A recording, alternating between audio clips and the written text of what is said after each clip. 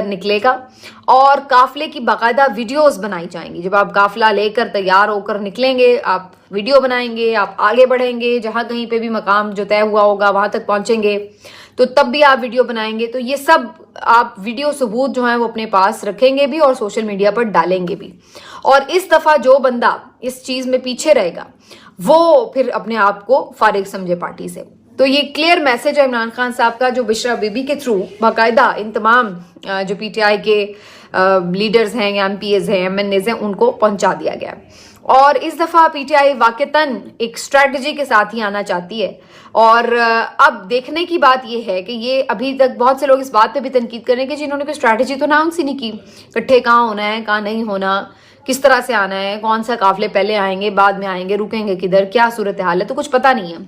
तो उसकी भी बुनियादी वजह यही है कि वो इतनी जल्दी कोई अपनी स्ट्रैटेजी डिस्क्लोज नहीं करना चाहते